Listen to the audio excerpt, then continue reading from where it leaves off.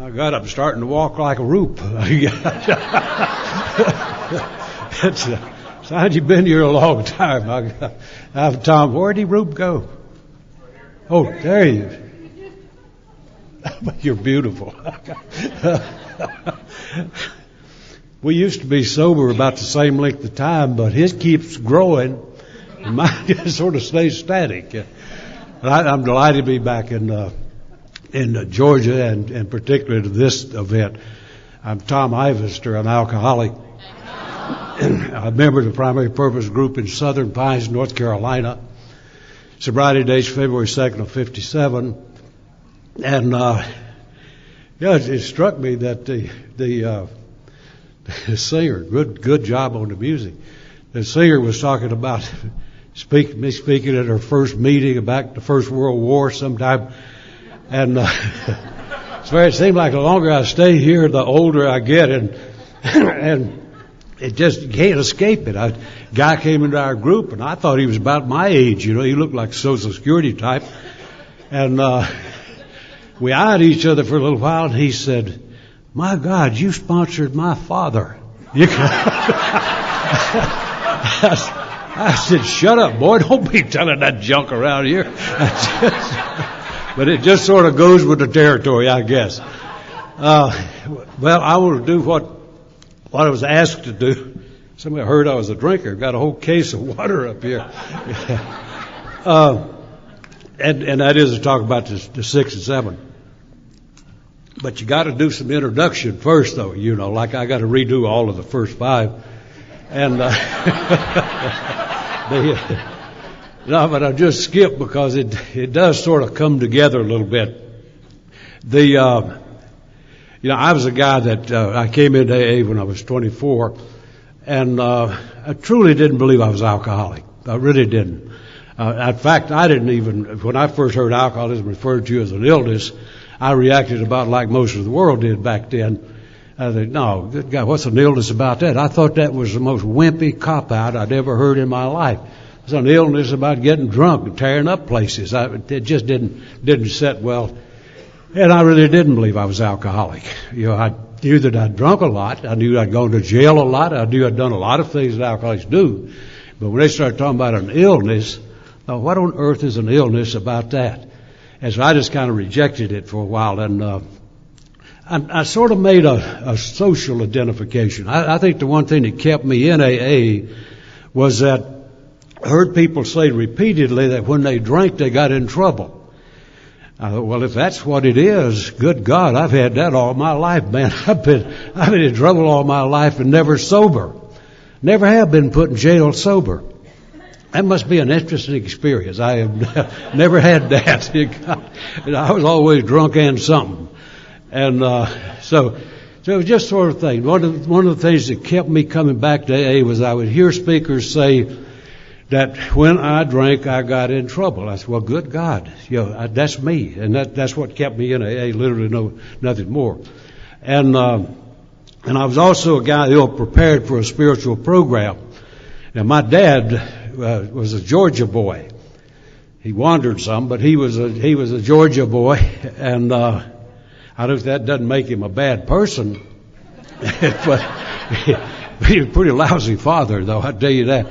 And so I was a guy that grew up in a rather chaotic thing. A lot of people say they come from a good Christian home. We might have been a good Christian home, but it didn't look like it to me. It looked like it was a inner sanctum of some sort. And I want to tell you a little bit about that because it kind of springs me off to where I want to go. My mother, when she married my dad, she must not have auditioned him very long because it was a bad mistake. He was a good guy, I think, but I never did get to know him. He deserted the family, including me, when I was either 2 or 4. I can't remember that far back, but I was either 2 or 4 years old, and he left. And I remember the day he left that I was sitting in the ground. We didn't have any grass. Sitting on the ground, I watched him walk off. Knew he wouldn't be back. Don't know why, but I just knew, had a premonition he wouldn't be back. And that's as a child. Never did come back, and I never knew him. And so I grew up in a way that there's a little bit of a warped development when you don't have a male role model in there. I grew up in a family of women. Now, that's not a bad deal because I like women very much. I never have seen a pretty man. I like women. No. We had a volunteer. Here's one. No. But I grew up, and it was kind of a warped deal. And after my dad left, my mother, she liked men apparently, and she married several of them. And the first one she brought home after Dad left, and many of you have heard me tell this because it just had an indelible impression on me. She brought back a little old runt of a dude that he couldn't help being short, but he could have been better looking. He was just a short little old plug ugly dude, and his manner and demeanor were just as bad as he looked. And I grew up with that little old stump of a yo-yo, and I flat didn't like him, and I meant to hurt him bad if I ever got big enough. Then I got big enough, I was too big. I mean, you can't whoop a dwarf for God's sakes. And so, but anyway, that's where I grew up, and it was a lot of chaos and confusion. And the reason I wanted to visit this just a little bit, because I think it has a whole lot of this thing that leads up to 6 and 7. But if you don't understand the problem in some depth, you're not going to be too motivated to deal with it. And so I fully understood that I was a guy that was in a heap of trouble and was just somebody that just did not fit well in life. And so when I found booze, it did a great deal for me. I'd have been stupid to not drink. I mean, that stuff was wonderful. Better than any therapy I ever had in my life. It was really, really worked. And so I just took to it. I think I developed alcoholism when I was about 16 years old. And won't get into all of the causation, all the stuff involved in it, but when 16, I developed alcoholism. Now, I'm somebody that has a pretty pure kind of definition of alcoholism. That I think our book gives the finest definition that I've ever seen about alcoholism. I've read thousands of them.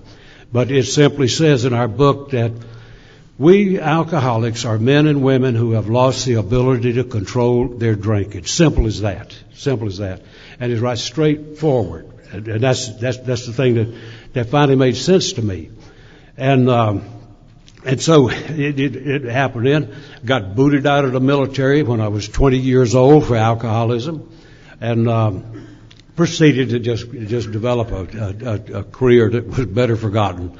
And I used to think I went to jail a lot. Well, I did by my standard, but by normal social standards, I didn't go that much.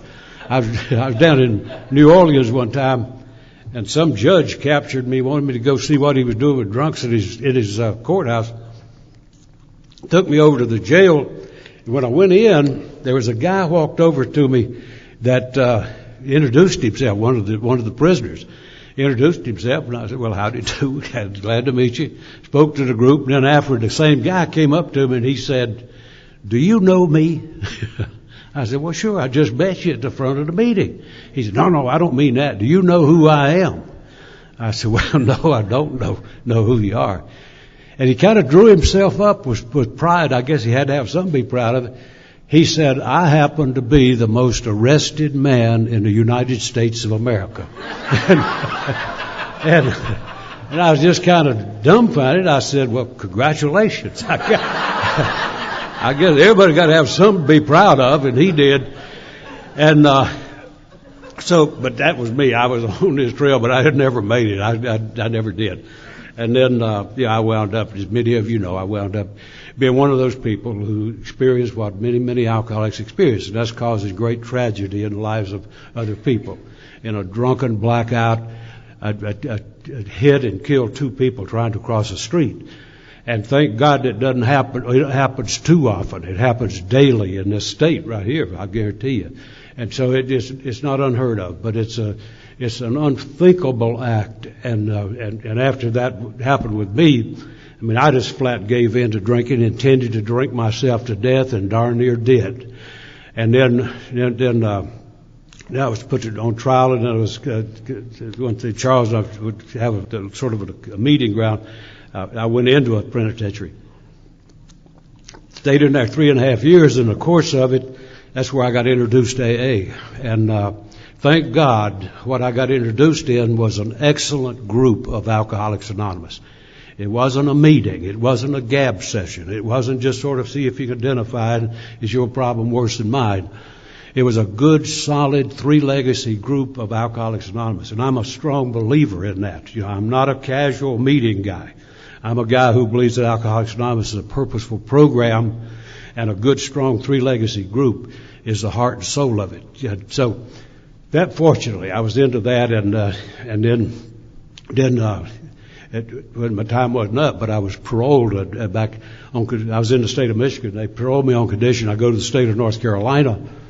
I said, "You better deal somewhere." No, he said, "No, not really. You don't stay in Michigan." So I conceded, said, "Okay, I'll go," and then started an unbelievable career in terms of my recovery.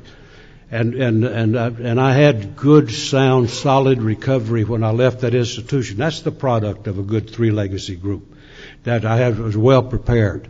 So when I hit the street, I had the experience of starting Alcoholics Anonymous in a city. I just left an institution, and rather than having a caretaker, I was like the guy at the end of the program part of the book where it says you find yourself in a place that you can't find what you're looking for, create what you crave. And thank God I had enough preparation. I was ready to do it. Had a marvelous time that we could spend a half a day talking about. But that's a magnificent feeling to watch Alcoholics Anonymous come alive and grow and know that you're a part of it. Wonderful, wonderful deal. When I left that town, 2 years later, I had 60 members in that group. And so, God, that's as hard and fast as I can talk. Y'all won't be offended if I take my coat off, will you? If you are, I'm sorry. Man, it's hot in Georgia. God, so anyway, when I was in the group getting prepared there, that thing of alcoholism was a real barrier, and it was a real impediment for a long time. I never really bought deep down inside that I'm alcoholic. It wasn't until I did the 4-step, it wasn't until I did inventory that really came home and I understood that I had this in big time. And so I was a guy who was not well equipped to get into a program of recovery. Yeah, I mentioned that development over there in South Carolina, just next to the Georgia line, where my folks I never did get really introduced to solid, sane, sensible religion ever till I was an adult. That back then there was some people that made the rounds of cotton farmers, and they'd come in and they'd put up a big tent and about 1,000 chairs, fill them up, and then a whole bunch of buckets they tried to fill up as well. And so I got introduced to that, and that didn't look overly righteous to me before I even knew what righteous was. And so I wasn't too enthralled with that whole idea. I couldn't understand the behavior of the people.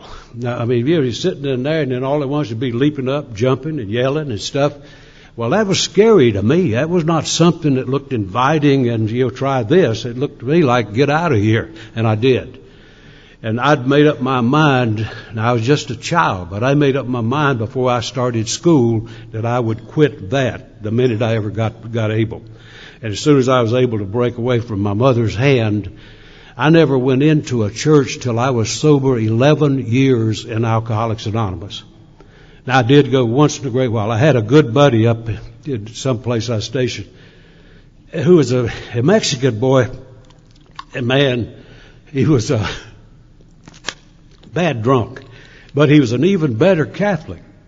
Now being Catholic is hard work. I've never been one, but I've worked with some, but sponsored some priests. This difficult stuff with that church, and this boy insisted he had to go to certain high holidays that they have, and shake the smoke pot and everything. Well, they stand up and sit down a lot, and so now I'm drunk, and I got a drunk Mexican under my arm, and every time I sit down, I got to put him down, lift him up, God, I should have been the Catholic. But anyway, that was my only introduction to that. So organized religion and I parted company big time. And now that is, I'll give you that just to say that, it's one thing to understand the illness. Another thing is to understand the barriers to doing something with it. And, when I looked behind me, all I saw was wreckage in the past. A family that absolutely mistreated. That I had a occasion. Keep trying to drink somebody else's water. I was living, to show you how drunk I was living in Detroit. And stayed. And now I'm a home group guy, as you might have gathered from the introduction. That I was always a home bar guy too, and I had a home bar there. It's good to have a home bar because they'll take care of you instead of calling the police. And so if you get in the way, they just slide you under a table or something. And so I was always, if I had phone calls, they would call my home bar. So I got a phone call from at the bar. I went in. They said, Tom, you got an emergency. What in the world? He said, well, it looks like your sister's dying of cancer in North Carolina. And I said, well, you know how drunk he is. You're going to rise to heroic proportions when it's called. I said, I've got to go. I'm going. Went to the airport and they said, you're too drunk to get on. And I said, listen, my sister's dying. I'm getting on. So I'm out there scuffling with security, and they finally said, throw the fool in there. So they did, threw the fool in. And I was drunker when I got there than I was when I got on the plane. Now, I'm going to see a sister that's terminal with cancer, eh? That's what my mission is. Went into the hospital, and I was too drunk to be there, too. They physically threw me out of the hospital. Threw me out. And now, that's the legacy, eh? That's the legacy. That's the legacy of the family. That's the legacy of my relationship with that. That's the legacy of the guilt and shame, remorse that was there, buried so deep you couldn't see it, but it was very much there.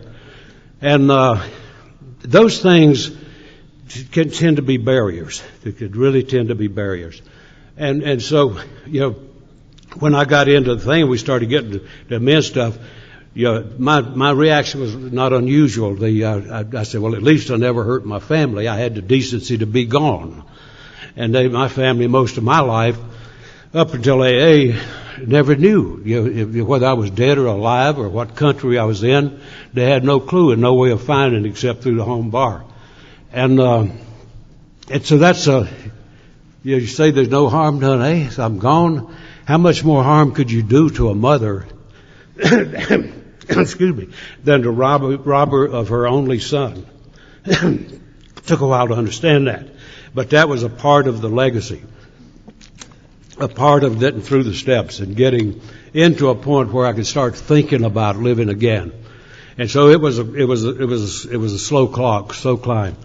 I truly was somebody who was turned off with religion big time, and I meant never to get involved in it again. And strange thing here, our program is a spiritual program. And I started to develop thank God for the way our program is written. Thank God for that. Thank God for that second step. We came to believe that a power greater than ourselves could restore sanity. Not now, not jump up and down and go down the aisle, but we come to believe that a power greater than ourselves could restore us to sanity. That I think of all of our founder type people that I'm grateful for all of them, but one in particular was a guy named Tom Burwell. And Burwell was the guy that introduced the idea of God as we understand Him. Because apparently, just like so often, wars break out over religion. And the folks about to kill each other over the book. And Tom spoke up and said, why don't we refer to God as we understand Him? If it hadn't been for that simple phrase, I would not be here today. Would not. I would have never become a member of Alcoholics Anonymous. So I'm deeply grateful for that. And then, so it was a fleeting, sort of a furtive kind of a way of trying to grab hold of a spiritual life. I remember that, when I first started to feel a belief. I mean, I'd listen to all the stuff and I'd look at the pictures and statues and all that stuff. It never meant a thing to me in terms of any connection or any belief that was going to be useful for me. And when I started to, it goes right back to that thing of God as we understand Him. The first power that I ever believed in my life, first higher power, was what I felt in the meeting room of Alcoholics Anonymous in a maximum custody penitentiary. Now, certainly it wasn't the aura of the good social life. It wasn't that at all. But I started to sense a power that existed in that group that was palatable to me. I could feel that, and I could believe whatever that was. That was the first power I ever prayed to in my entire life. First time. And I found out that is good enough. If I could start where I am, that's where I've got to start. I can't start where I ought to be. I've got to start where I am. And that was the beginning for me. When I got into trying to pray, I didn't know how, So I'd wind up praying for everything. I'd pray for crops in India and for the monsoons or whatever. I'd pray big time. But I was learning to pray. I had to learn. I was a crude kind of a character coming. So thankful about that kind of an approach. That I know when I first started praying, I would pray with one eye open. I closed one because I said, be praying, but now not right now, I'm praying for this, but don't hit me with it just yet. I'm not quite ready. I've got to brace myself. And so it was a sneak approach. And then so when I got to inventory and truly had a defining experience with that inventory, when I got through with that inventory, Ralph did a great job of that thing this morning. He always does. Anyway, he was my buddy. But when I got through with that inventory, I was a different guy. I mean, nothing had changed. I was still the same person, same place, but I was a different guy. In that for the first time in my life, I had full understanding of who I was. I had full understanding of what I was about. I understood where my difficulties were. I knew without any question, if I wasn't alcoholic, I was sure something worse. And so that was a defining moment for me. And so it's gradually, if you see sort of where that's leading for me, we're getting away from that kind of ragged beginning and then starting to stabilize, and that was a hugely important thing. And when I did the fifth step, I didn't want to do the fifth step. I had to. I mean, I had so much on my plate that I had to get it out somehow or other. And I didn't want to. Among the things that I accrued in my growing up process was an extreme sense of isolation. Until I got sober in AA, there was not one human on this earth who knew me. I mean, there were a lot of people who knew my name and they knew how I acted, but there wasn't a human on this earth who knew me deep down where I lived, not one. And so when I started to do that fifth step, I'm thinking, who on earth can I get? Sometimes we make it sound like you need the Pristine Chapel to do a step, but not necessarily so. And as what happened, I was just absolutely overwhelmed with the notion that I needed to do the step. There was one guy in the group, he locked up just like me, but there was one guy in the group that I really trusted. He was a really fine guy, really good member of AA. Probably one of the wisest counselors I ever knew. He wasn't a counselor. He was a guy that robbed country stores, and not very good at that either, but he was celebrated the same way I was. And but he was my guy. He wasn't a sponsor. He was a good friend. That's valuable in AA too, anywhere. And so he was. And so when I finally got ready to do that step, we didn't find a Pristine Chapel. We went out. Some people say you got to be very careful about this. You don't have to be too careful. There were, in the institution I was in, there were 6,300 people locked up behind one wall. And he and I scouted where to go. We found what used to be a park bench in its better days, but it was just a shaggly old thing sitting out there. And we sat down on the yard of a maximum custody penitentiary with all those guys wandering around. and I opened up for the first time in my entire life to another human being. Tremendous experience, because the walls came down. I mean, those walls flat came down. That was the first crack in the walls when I started to open up and let another human being take a look at who I was as a human. And that was a really, really transforming place in the program for me, to start getting out of that thing. And by then, I was ready to deal with what I'm supposed to be talking about here. And that's a lot of introduction, but I think that's extremely important for a guy like me. Because if I'd had to do this, if 6 and 7 had been 1 and 2, I'd have probably quit. That was way beyond my job description. And so, when I started trying to deal with 6, I'm just finished with the timing is critical in how the steps play out. With the inventory, then the sharing with another human, and then the thing of looking at the 6th step. Interesting that the 6th and 7th are the shortest steps in the program. There's the least written in the book about them, but they are enormously important steps. And what 6 says is that I'm entirely ready to have God remove all these defects of character. Well, I wasn't sure about that. I mean, now, obviously I don't know your story, but, well, some of you I do, but nobody, I don't think anybody wants to just jump into that, and so I knew that I wanted to stay sober. I knew I wanted to get better, but not too good. And I thought, get rid of all of my defects of character.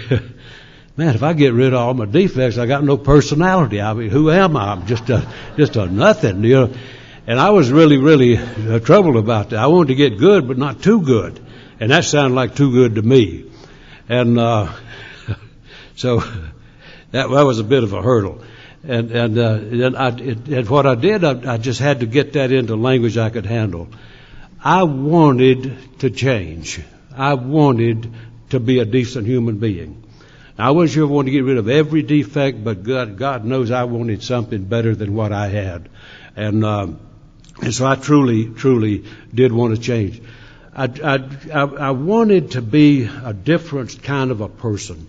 And so I wanted to do that. I didn't want to become a Casper milquetoast, but I wanted to at least be a decent human being for the first time.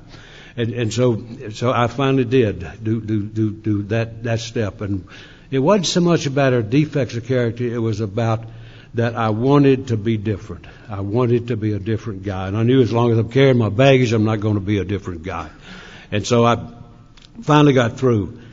And then the 7th, humbly asked him to remove our shortcomings. Now, I'm just at a tenuous level in terms of a deep spiritual commitment.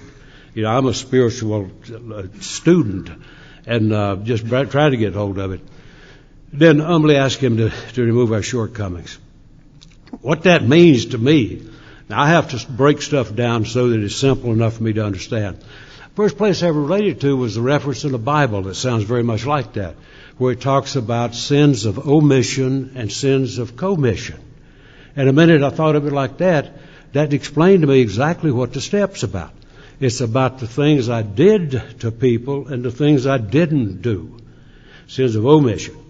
And once I got it clear like that, it started to have a lot more meaning and relevance. Like going back to that thing of going to see my sister. By the way, she was not dying of cancer, but I thought she was.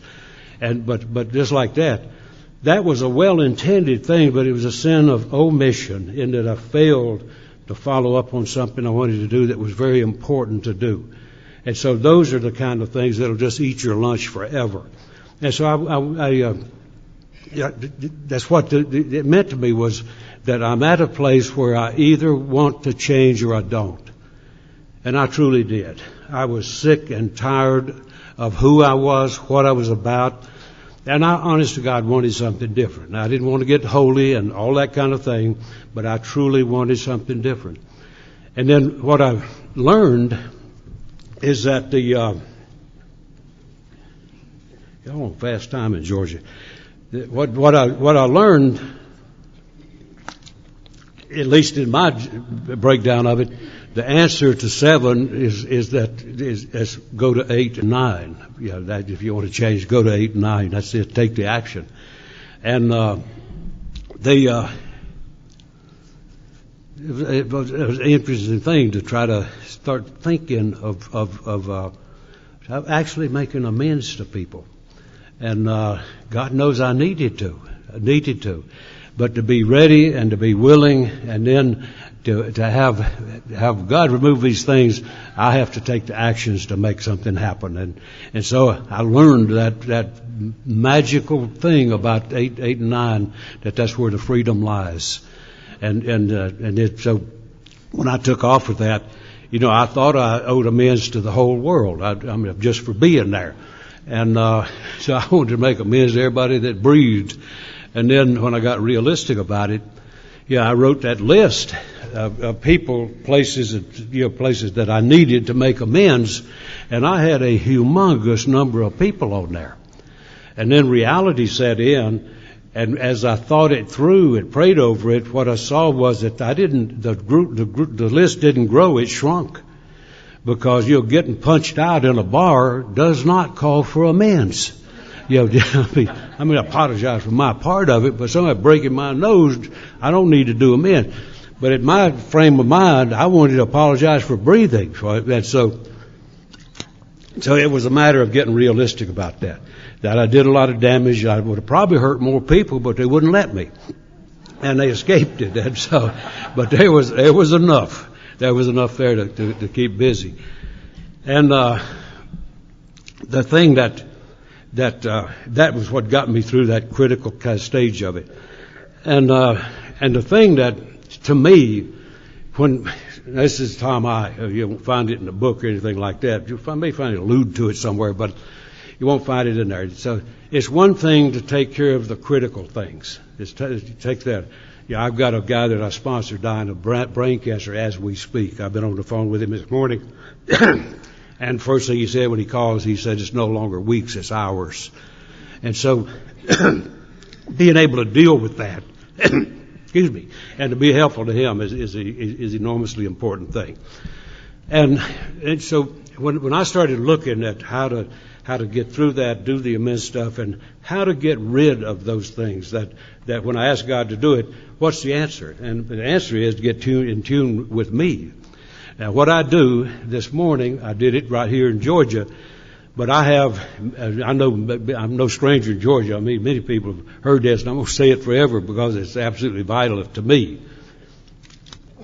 I have a little pond out behind my house, and I'm a water freak. I don't want to get in it, but I just admire it. Sometimes I want to get in it. I was out in Montana, and I had a guy.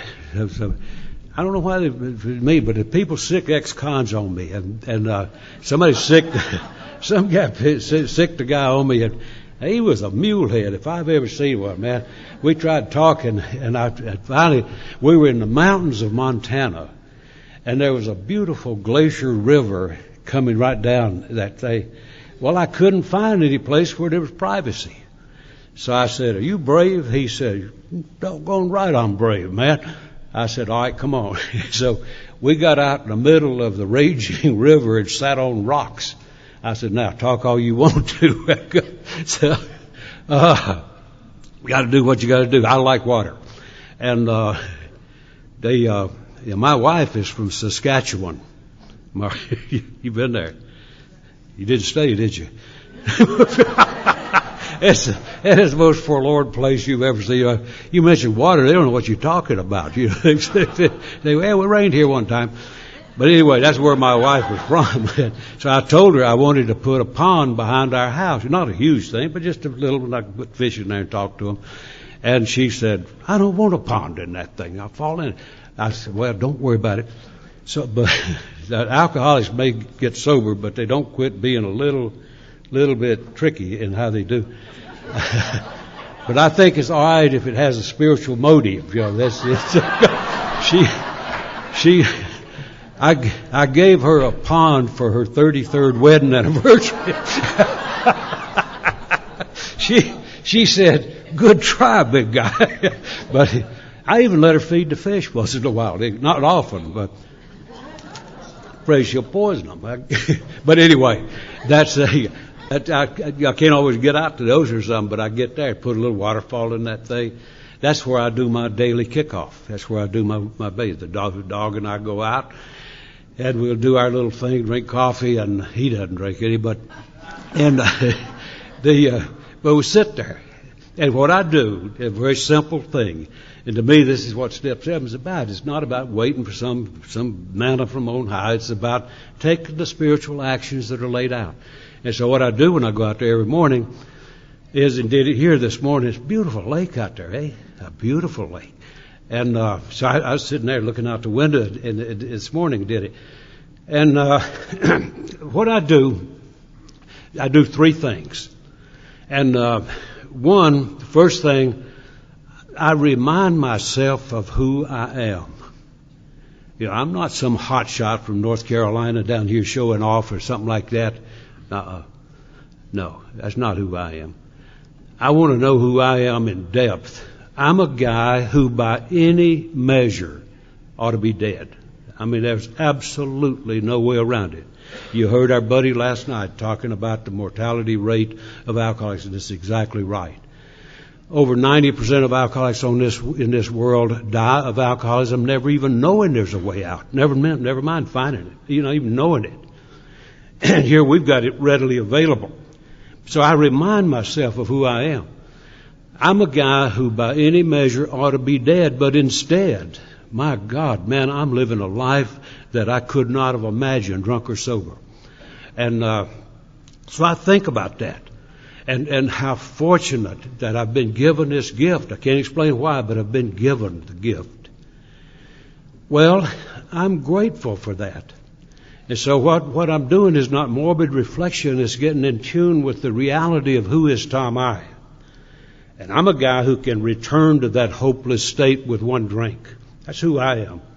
And so I'm a deeply grateful person for what I've been given.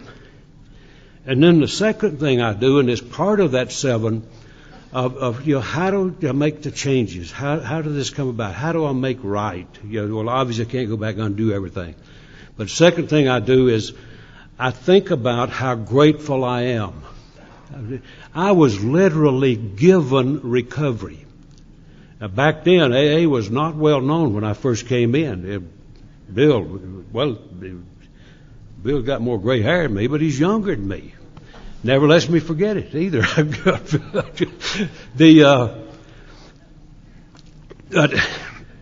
I think about that and how grateful I am for what I've been given. I never asked for it. I never knew it existed. Somebody said, "Hey, guy, you ought to go to this." I went and I've never looked back. I'm grateful for that. And if I'm so grateful, my God, the least I can do is show it, not keep it to myself. And so that, at a minimum, is what I want to do. That deep down, express that gratitude. When I come up out of that and go out into this world, I don't make any great saying. I don't violate traditions much, maybe fudge a little, but I'm about as anonymous as a train wreck. Is about what it.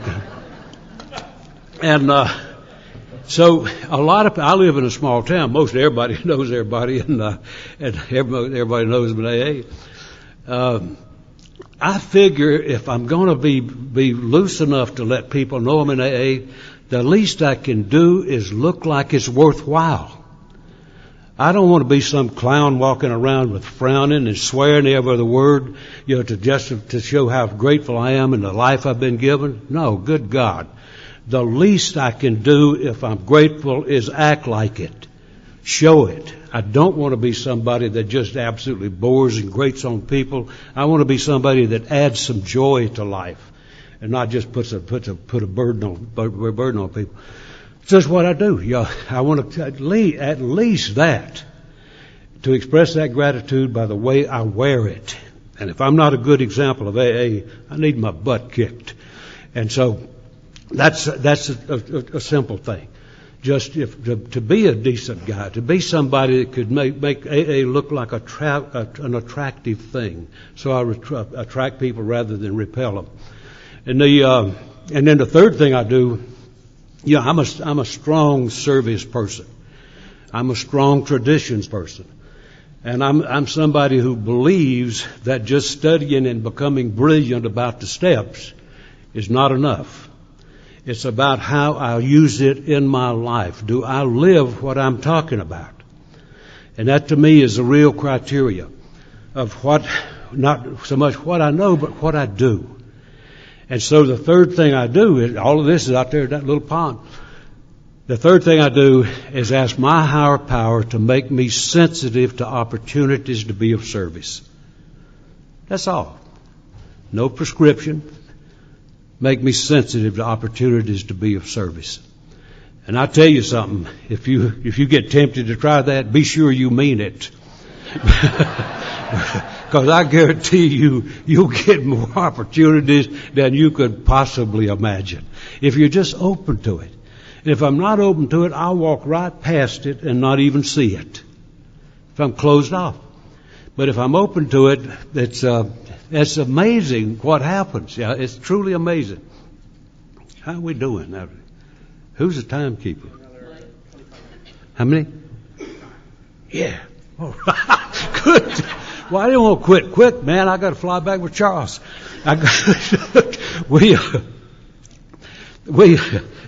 But anyway, when I go out with that frame of mind, my God, I just see stuff. Now I fly a lot. A lot more than I ever intended to. I'll tell you that. And I get a lot of opportunities to be of service. Yeah, particularly in the last few years. But most of you are aware of this, I'm sure. But flying isn't quite the quality experience it used to be. There's a little difference, and now everything's packed, and it's a fight. I was always Delta's. Well, no, I'll take that back. Not Delta, just Big D. It's probably one of the worst for trying to get baggage on board. I mean, I've seen near riots on the planes over space. Put a bag, for God's sake. You don't want to check it because it'll wind up in China. That's like Jack was talking. Ralph was talking about going to China. And so it's a real bear.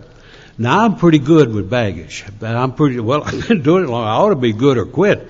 And I can get bags up there when it looks like there's no way. So I don't care who it is. I'll just help them with the thing, whether they want it or not. And I got on a plane a while back, and there was a little short woman that got on. Wasn't as short as my stepfather, but she was pretty vertically impaired, though. I'll put it that way. She got a bag, and she couldn't have got it in that thing up there with a ladder. I mean, there's no way she could do it. So I just went over to her and I said, "Let me help you with that bag." And she said, "No," and turned around. I said, "Give me the bag, for God's sakes." And she said, "No." So I just mugged her. I just took the bag and put it in the deal up there. And she said, "Well, I appreciate that." She said, "You're from the South, aren't you?" And I said, "Well, yeah, but why do you say that?" She said, "Well, I'm from New York, and we don't do that in New York." And I said, "Yes, you do. The only difference in New York, they keep the bag, you know." She said, "You sure right about that?" But see, now that's a no-brainer, isn't it? That's a no-brainer. My God, that's just a human act of kindness or something. But don't you know she had a better day? Guess who else did? And that's what it's about. You know, this thing, it's not sacrifice, for God's sakes. It's just a matter of being sensitive, being a part of the race, joining in, not being isolated and all glued tight down. So to me, this is what 7 Steps about. It's about, you know, how do you remove them? You do the amends process, and then you put action into this. And then it's amazing how quickly those things go away, or at least go into remission. And so, I mean, my God, Jack could go all day, probably will. But it's amazing the kinds of things that happen. And I tell you, to tell you two or three of them anyway. That it doesn't matter where you are. The strange thing is you can't give away more than you get, because every time I've ever done anything for somebody, like just trying to be of service, I get back more than I give. Now, they don't hand me anything, usually. Sometimes do. I know when I was working for a living, I'm unemployed now, but now I'm on a fixed income, but frankly, it's fixed pretty good. So I'm not hurting. But when I was working, I worked in the complex downtown, and I either go out for a 2-hour pig out. God, I thought he was volunteering for something, and he's sticking his helmet in there. Yes, sir. Do you have a question? No, he's trying to get that helmet off his head. But I was either pig out or nothing. I just worked through life. So one day I went over. There's a little snack bar in the building next door, and I went over there, and a little gal was taking care of the serving at the line. And she was, good God, I don't need to describe it. You've seen it 1,000 times. She's just one of those people who'd been beat up pretty badly by life. That was obvious. Not only life, but some of the people she hung out with. But she was a pretty marked up little gal. Not a happy person. You could tell that.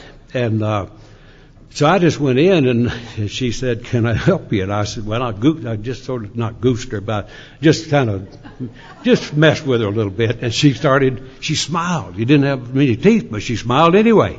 And she said, "Well, what do you want?" I said, "I'd like a tuna sandwich."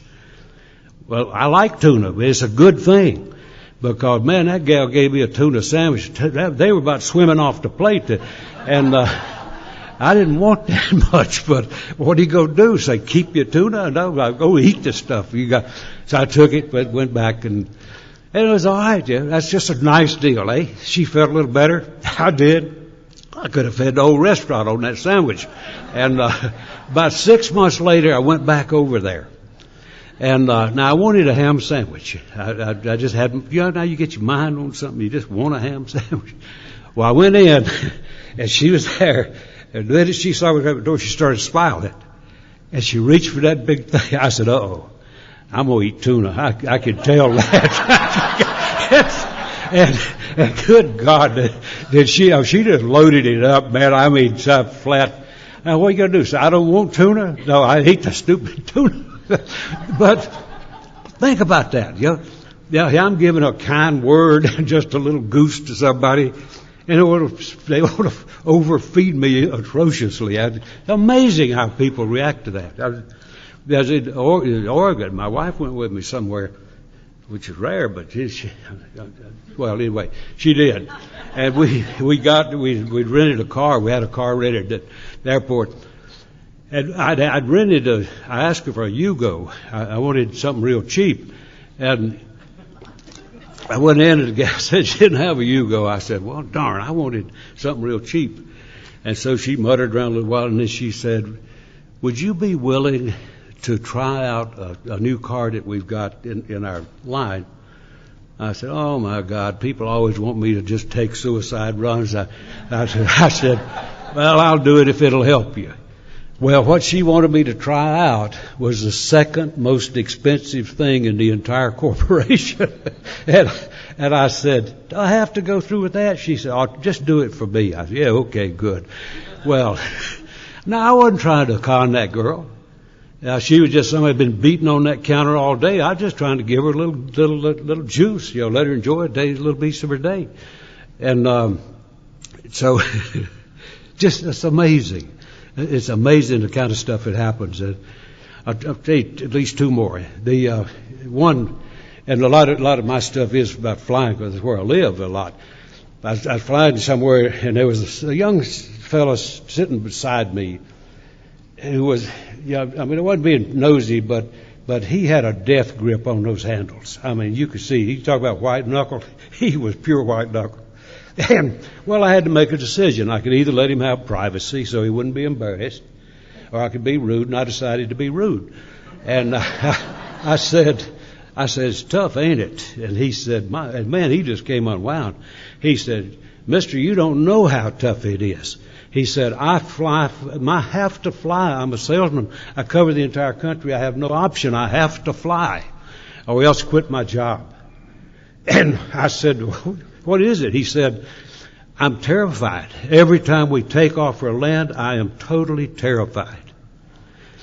And I said, now, just like I mentioned earlier, you can be a little devious if it has a spiritual motive. And so he said that, and I said, you know, I had that problem.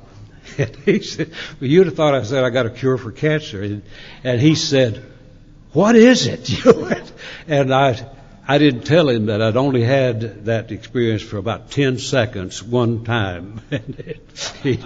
Well, I was telling the truth. It was just a sliver of truth. But he grabbed on. He said, what did you do about it? I said, well, I belong to a program, and we have a little prayer we call Serenity Prayer, and I use that, and it works. He said, what's the prayer? And so I said the Serenity Prayer for him. And he said, wait a minute. Now, every salesman got a pad in his pocket. And so he reached up, I got that pad out. He said, say that again. And so now he wrote down the Serenity Prayer. Did it do any good? Who knows, for God's sakes? Did it do any harm? Not on your life. He and I both had a better day. I hope he had some better flights. But at least he's got a little piece of a solution in his hand. A simple little thing like that. And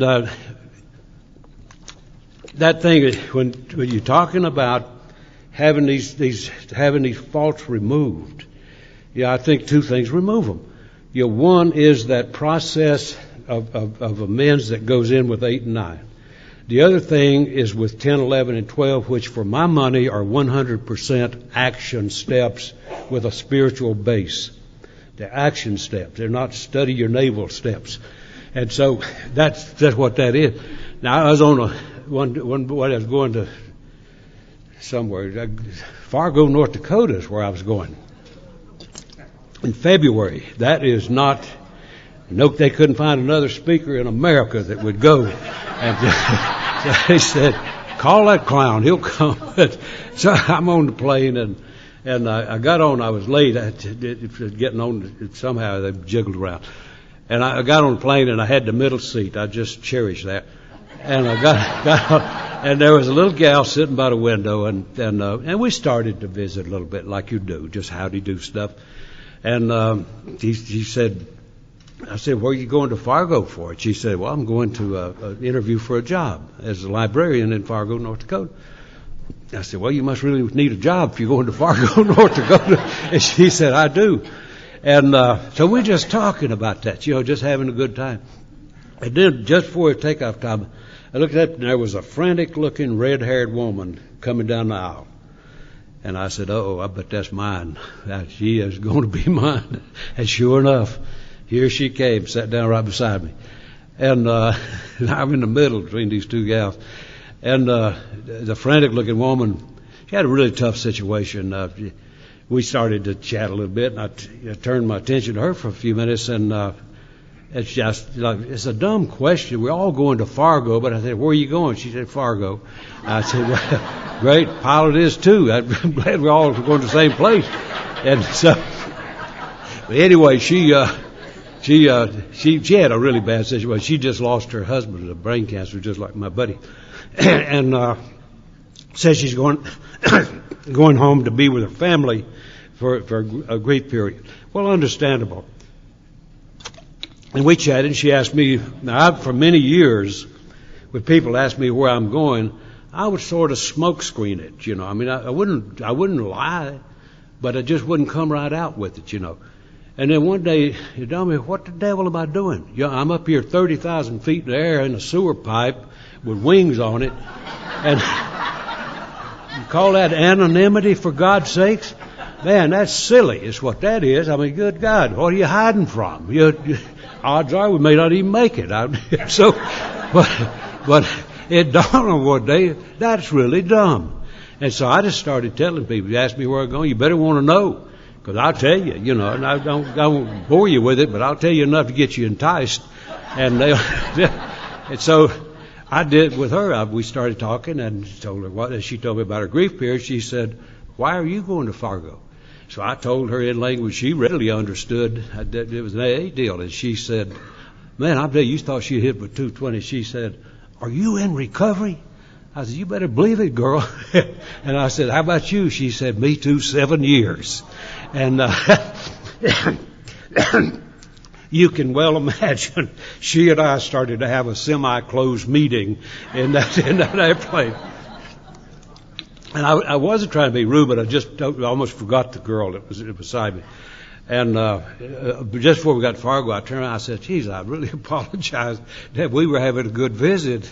And she said, No, don't apologize. For God's sake, don't apologize. Everybody's got the rest of the story, eh? Everybody's got the rest of the story. And she said, "What I didn't tell you is that the librarian gal.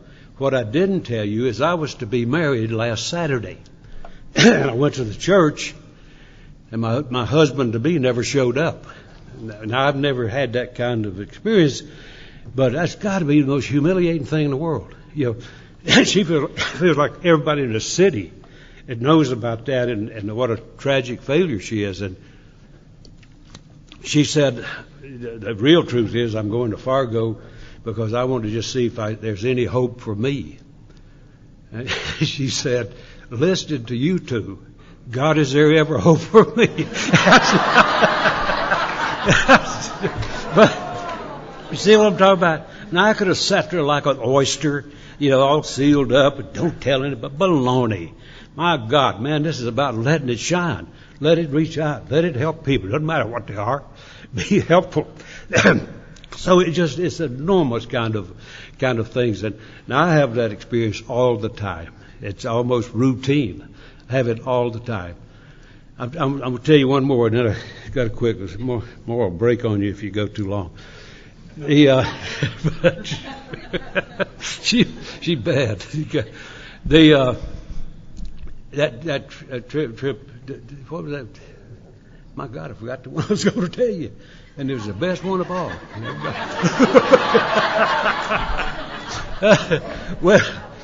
Well, I think you get the point. I'll go deprive you of that last one, but it's to me, it's the thing, the springboard of getting into that 6 and 7 and looking at nothing mysterious about it.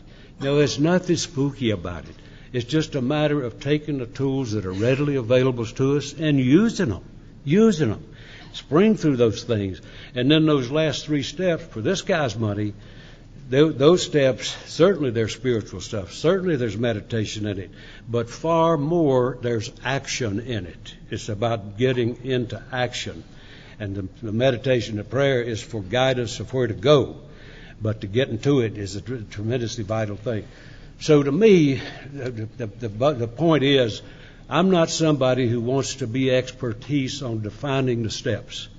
I want to be somebody who lives them in every portion of their life, every day of their life. And I'll tell you this, after 54 years, I am truly, I believe, the most rewarded man on earth. I truly believe that. And it's nothing. I mean, all it is, you can't give away more than you get. And I just had the experience of going over to Russia and Ukraine it's funny talking to people who don't have a clue what you're talking about, but they were very amicable. But no, I had a translator. He did a great job. But what a wonderful experience, eh? In a piece of the world I'd never seen, with a whole bunch of people I'd never seen, had a whole week to work on their minds. They'll probably start a war or something. But a heck of a deal. The last thing I'll say, and then I'm going to get out the way. I'm an active man. I always have been. I'm the most active man I know. And I am not going to slow it down until God puts the brakes on. And it's not because I'm a dedicated idiot. It's because, like I've had for at least 40 years, I've had people saying, "Man, you need to slow down." And usually, every time somebody says it to me, I'll say something like, if I slow down, will I be like you? They usually get very quiet when you say that. So the way I look at it, that when I tell you that I believe I'm the most rewarded person on earth, I believe that. And if I'm so grateful, my God, somebody asked me, well, would you come down to Gainesville, Georgia and share that experience with somebody else? I'm going to say no. Not on your life. Thanks.